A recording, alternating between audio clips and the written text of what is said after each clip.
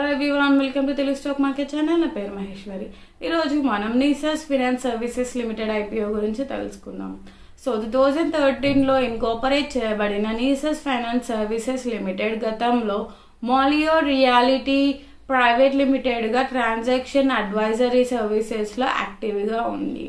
So company subsidiaries and అసోసియేట్స్తో కలిసి Nisus finance group brand క్రింద పనిచేసింది.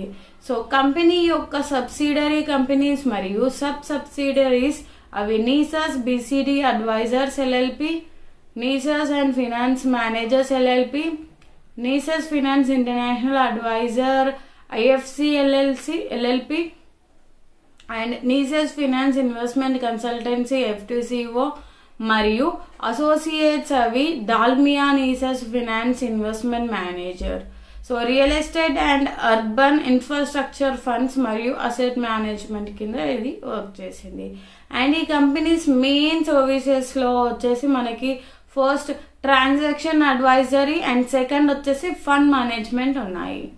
అండ్ ఈ కంపెనీ ఫినాన్షియల్ డీటెయిల్స్ కనుక మనం చూసుకుంటే సో ఫినాన్షియల్ ఇయర్ 2021, 2022, 2023 అండ్ 2024లో సో టోటల్ అసెట్స్ వచ్చేసి 2021లో 1499.05 crores, 2022లో 2076.06 crores, 2023లో 3104.63 crores, 2024లో 4984.56 crores.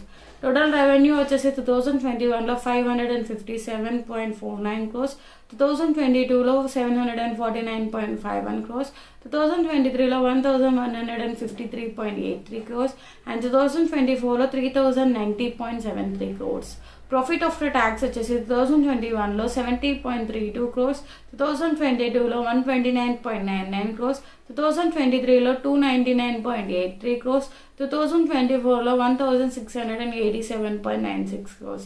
సో ఇవి నీసస్ ఫైనాన్షియల్ సర్వీసెస్ లిమిటెడ్ కంపెనీ యొక్క ఐపీఓ డీటెయిల్స్. ఈ కంపెనీ యొక్క full IPO dates and details release అవ్వలేదు. సో ఈ కంపెనీ యొక్క full IPO dates and details release అవ్వగానే నేను మరొక వీడియో చేసి అప్లోడ్ చేస్తాను. మీరు ఒకవేళ ట్రేడింగ్కి కానీ ఇన్వెస్ట్మెంట్కి కానీ డిమాట్ అకౌంట్ ఓపెన్ చేసుకోవాలి అనుకుంటే కింద డిస్క్రిప్షన్లో ఒక లింక్ ఇవ్వబడింది. సో ఆ లింక్ ద్వారా మీరు డిమాట్ అకౌంట్ ఓపెన్ చేసుకోవచ్చు. వీడియో కనుక నచ్చినట్టయితే లైక్ చేయండి, మరి షేర్ చేయండి, మరిన్ని వివరాల కోసం మా ఛానల్ సబ్స్క్రైబ్ చేసుకోండి. Thanks for watching video.